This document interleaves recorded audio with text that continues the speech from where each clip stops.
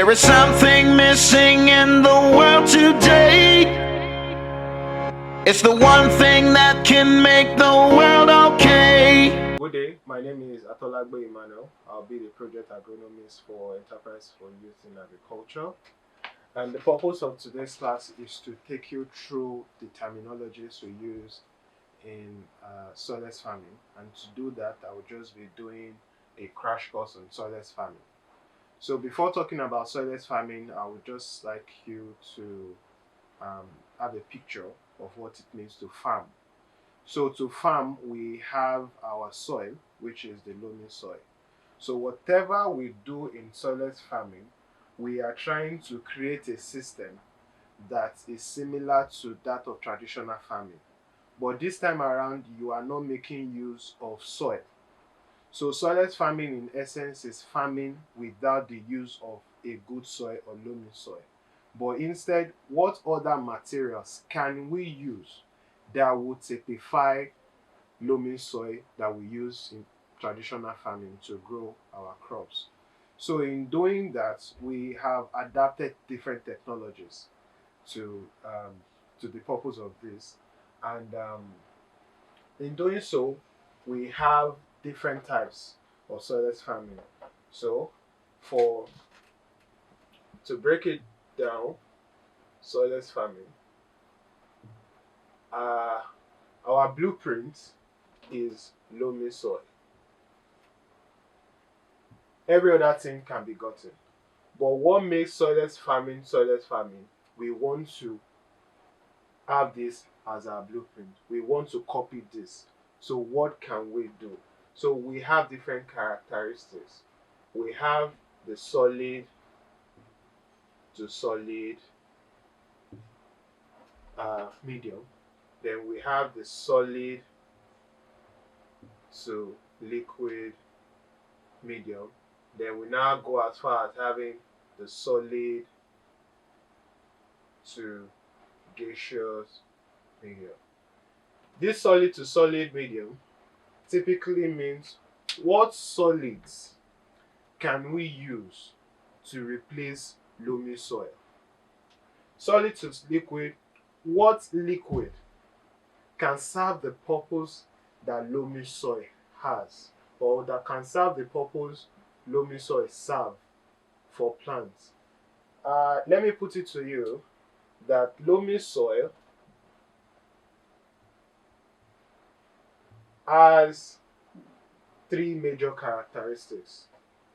Number one, your loamy soil serves as the support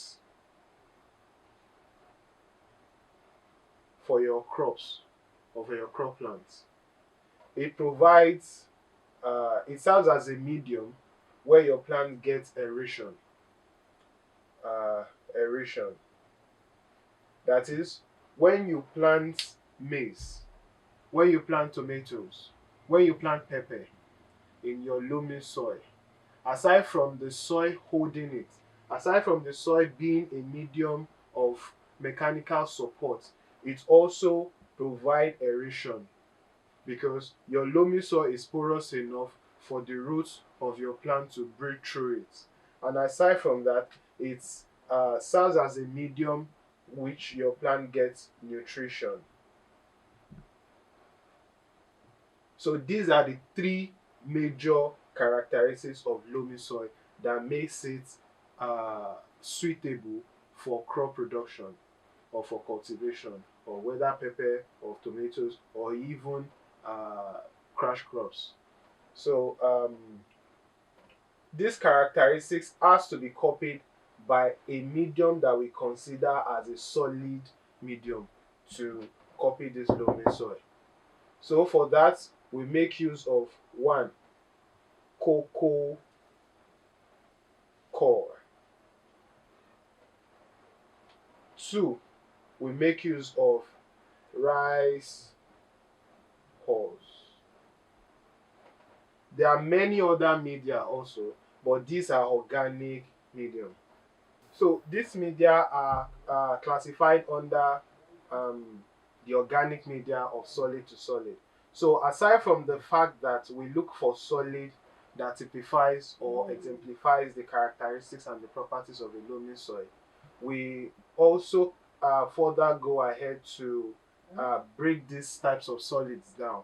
So we have organic solids and inorganic solids. Now, because this is a crash course, we might not go in depth into one or two differences between the organic or inorganic. It's just that the organic has a breakdown of life form, that is, it is carbon rich. So while for the inorganic, it is every other thing that can be used that is not carbon rich. For example, we have our perlites, we have our vermiculites, and so on. These two, we use them for solid to solid media. So remember how we started the class. This is a crash course, and the purpose of this is to go around and talk around the terminologies we use in soilless farming. Now, we started with what is soilless farming, which is farming without the use of soil. And for you to farm without soil, we have to come from the angle and perspective of what is soil, what makes soil soil. So we looked at a very common soil that we usually use that is best fit for cultivation, which is loamy soil. So what makes loamy soil? What are the major characteristics that makes loamy soil loamy soil? So we looked at the fact that it provides support, it provides aeration, and it serves as a medium in which the plants get nutrients. So we went ahead to break this down into solid to solid. That is, what solid can typify loamy soil. The solid there is typifying loamy soil. So what other solid can typify what loamy soil is doing to crop plants? We went further to break this down into organic and inorganic. What makes it organic? Organic in the sense that it is carbon rich. Then we have the inorganic. We have the inorganic such as the perlite, which is gotten from weathering of rocks, mountains, and the likes. Then we have vermiculite. For the organic, we have the cocoa coir and the rice soil. So we make use of this to a large extent, and we mix them in different ratios. So on the farm here at Soilless Farm Lab, we have been able to tweak the system to make sure that we make use of this rice soil and cocoa coir to a greater extent in cultivation, because cocoa coir has the ability to retain water. It has the ability to give aeration to plants. It has the ability to provide support. It also has the ability to have that environment in which plants can get nutrition. Cocoa coir is gotten from coconuts. Now, to draw it, to make it relatable, we all know what coconuts are. You have your coconuts here, then you have the hairs around it. Now, one thing that we all know about coconut is that they grow by the sea. And one component of the sea is that it is rich in salt water. That is sodium salts and potassium salts. So this knowledge will be useful later on when we are discussing about more characteristics of the cocoa coir. Inside of the coconut, we have shafts. Before you get to the part where you have the water, that is the coconut water that you take. Now, these shafts here, this fiber that is here, is what is being pulled out and processed into cocoa core, cocoa fiber, cocoa blocks. That is, having pulled out this, it can be processed into different media for growing. So you have your coconut. Again, soilless farming is an avenue for uh, uh, upcycling of raw materials. So you have your coconuts that the shaft could have been a waste. You then process it into cocoa core, cocoa fiber, cocoa chips, and the likes. So all of these can be used to grow your crop plants, be it tomatoes and vegetables. Now moving on from there, we now have our rice soil. Rice soil in our location here can be gotten from neighboring villages. Again, soilless farm serve as an avenue for you to control waste. So this rice soil that could have been a waste and contributed to uh, uh, carbon in the atmosphere, you have now taken it and upcycled it into a growing media. This and this are rich in carbon. That is why they fall under organic. Now we mix this in different ratios. You can either do cocoa core. Remember, you can either use cocoa fiber, cocoa chips, cocoa core.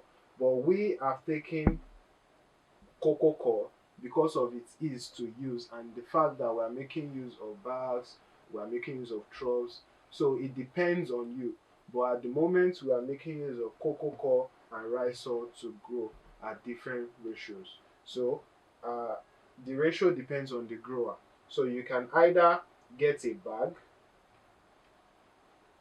Now this is, remember, we have not gotten to solid to liquid. We are still on solid to solid. So just to quickly go, you want to get a bag, a grow bag, a cement bag to grow your tomatoes at the back of your house. Normally you would have filled this bag with loamy soil. But you are living in urban area or peri-urban areas. You are living in the Lekki, you are living on the island. You do not have access to healthy soil. So what else can you use? Then you make use of your cocoa core. You make use of your rice core. Cocoa core comes in forms of blocks, are packaged in forms of blocks, or it could have been grated for you to use directly. So you get your washed and buffered cocoa core, you get your rice soil, then you mix it to your taste.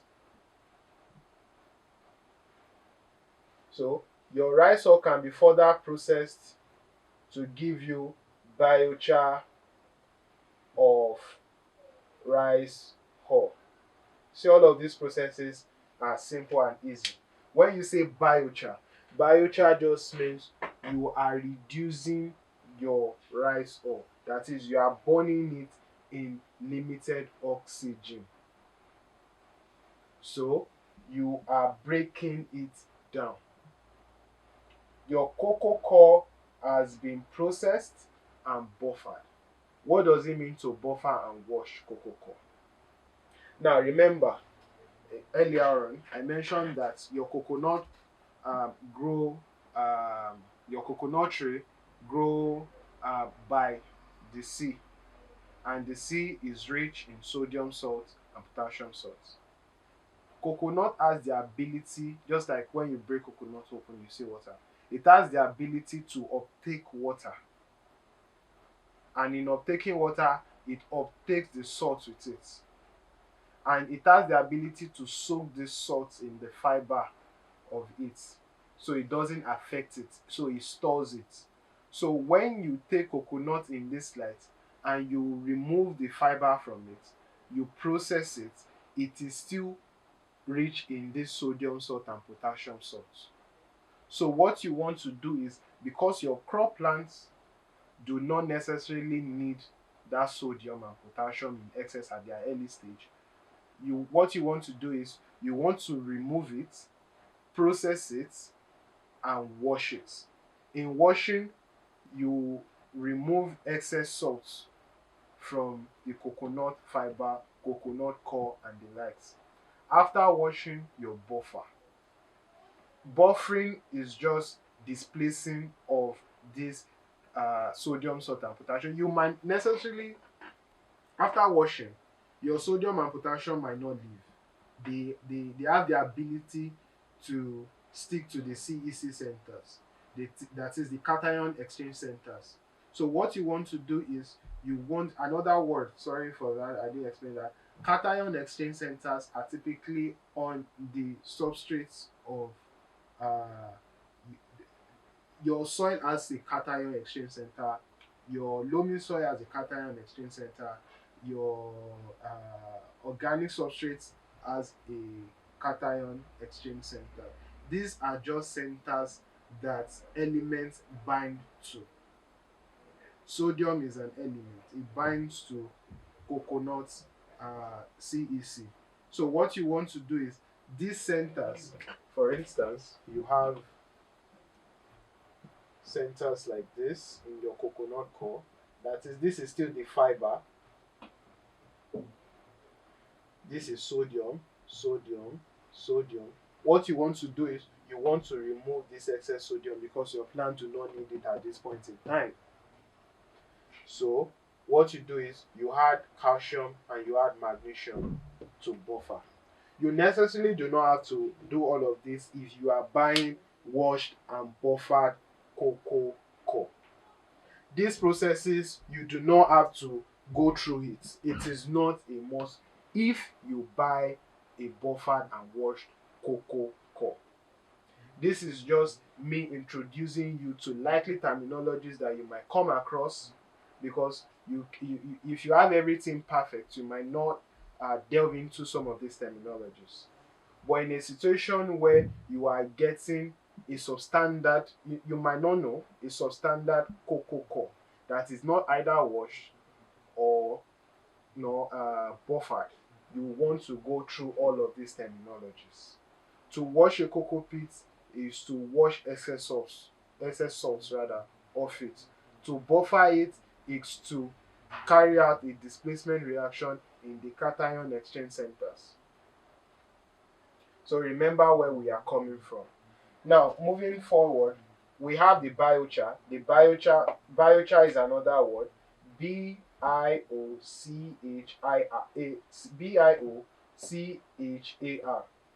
similar to charcoal but not charcoal. You are burning this in limited oxygen, so you are reducing it. It becomes a little bit black. I could have shown you samples. Remember, this is a crash course, so let me bring us back to track. So you have your grow bags, you are growing here, this is your crop plant. So how do you supply water to this? We make use of what we call, in a comprehensive irrigation system. What is irrigation? So in farming, instead of hand watering your plants, we make use of irrigation systems.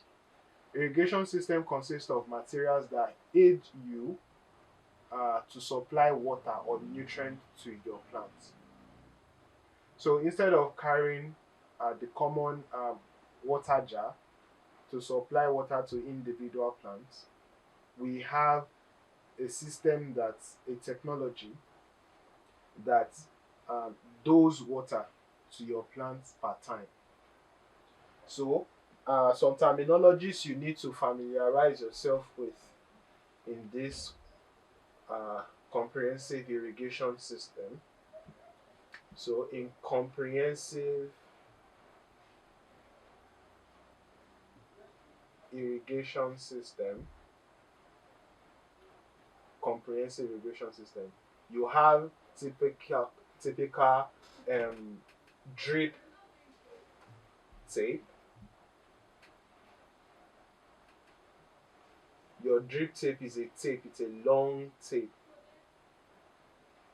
that is designed to supply water at certain intervals and at certain lengths, and it is built with a technology that pressures the water and does water per hour or per seconds. So the hose here could be uh, is determined by the type of crop plant you want to cultivate. For leafy vegetables, you have a distance of 15 centimeter to 30 centimeter recommended for leafy vegetables such as lettuce, such as kale, such as pok choy, such as parsley, such as arugula, and the likes. But for fruity vegetables, you want to go ahead at 50 centimeter to 60 centimeter. Why? Because your fruity vegetable has the ability to extend and enlarge. They have the ability to occupy space. But your leafy vegetables, they are just compacted, unlike fruity vegetables. So that is why you make use of 50 centimeter. So at every 50 centimeter there is a plant. At every 50 centimeter there is a dosage of water and nutrients. So these are what gives our plant water in soilless farming. You can also use it in soil farming. So what typically differentiates soilless from soil is the substrate you are making use of to grow. And also in soilless farming, you are typically not farming with the use of sunlight. Another terminology that we typically make use of in soilless farming is the term fertigation. Remember where we're coming from? Irrigation. Irrigation. IRRIGATION. So fertigation.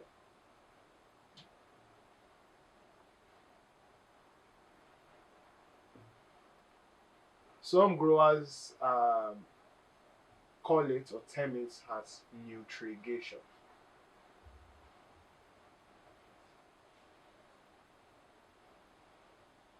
This act typically just talks about how a grower apply nutrients through comprehensive irrigation system. While this is only water, this contains nutrients. Water, nutrients. You are mixing your nutrient in your water and you are making use of drip tape to supply them nutrients. So that term, that process, that act is termed fertigation or nutrition. Aside from drip tape, there are also some other components that can be used. You have your drip tape, you have your drip tubes, each with its own terminology. The drip tube serves the same purpose as the drip tape. The drip tube comes with an extension or comes with extensions called tubings. So these tubings are designed to get pressure from the tubes. Remember, we have tubings, we have tubes. The tubings get pressure from the tubes because they are designed in that way to give pressure such that they can the nutrient can travel in the aerial part of the plant and supply nutrients to these crops. Remember the terminologies that we have discussed. In moving forward, we have let's retract a little bit back. Now we are growing. We have our substrates, our organic substrates in this. These organic substrates are easily accessible to us or available to us. So we have the cocoa coir, we have the rice hull. how do we then feed these plants? What is the magic? We brought the fact that there is no magic except the characteristics of a loamy soil. What does loamy soil have? Support aeration, provide an environment where the plant gets nutrients. How do we do this? Let us bring these characteristics and put it in a solid that can also serve the same purpose. Hence, we have the soilless farming. This is a typical soilless system. So this system is the drip system. This system can be tweaked in different ways. So in doing this, you can have your vertical farms. In doing this, you can have your grow buckets, your vertical grow buckets, which is also a vertical farm. In doing this, you have your H and A frame, which is also a typical farm. H frame, A frame, grow buckets.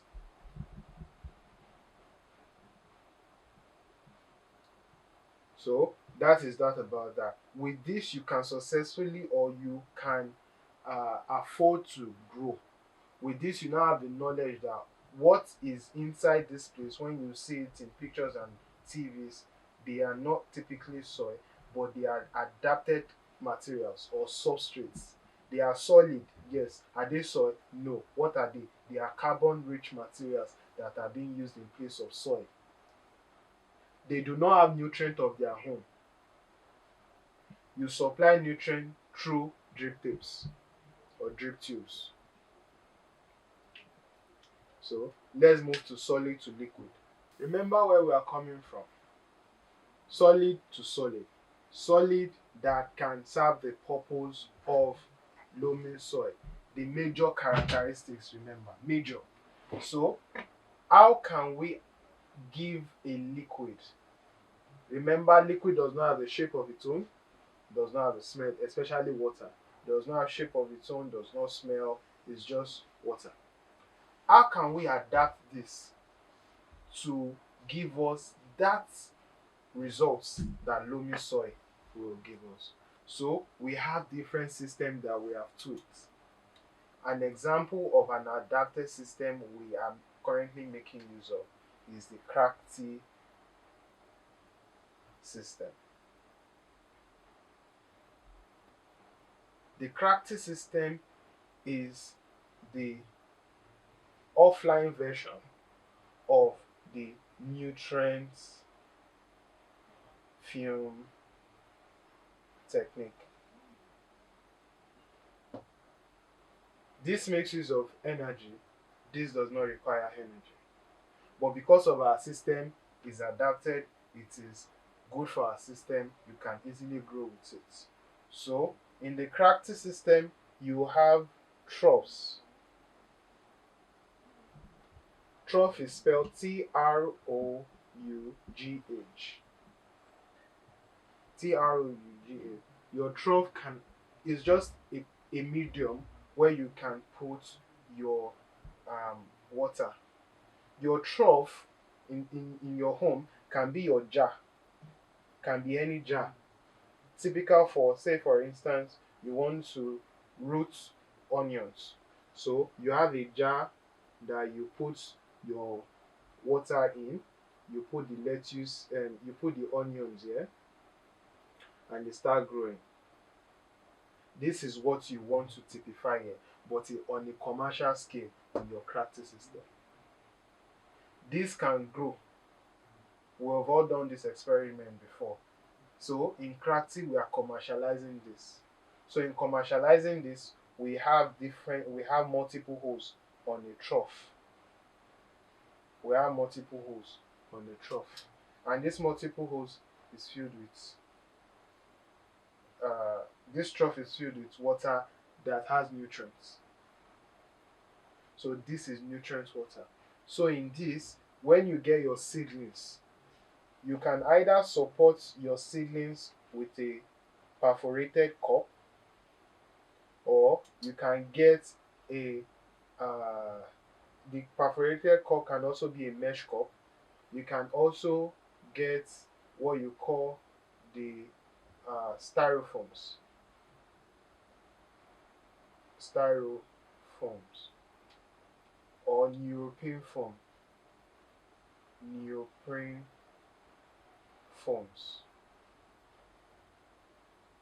You can get your neoprene. So different can be adapted in different ways. You can use your cups, you can use your foams.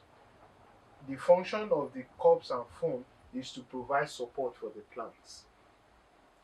Your water is providing nutrients. The trough is providing nutrients. Now in growing with this kind of material, you are leaving a space here for aeration, for water to come in and go out of the trough. So that tree function has been satisfied. So your plants can easily grow and you can harvest with ease. Remember, this is a crash course. So for the solid to gaseous, all you just want to do is, how can I make use of mist?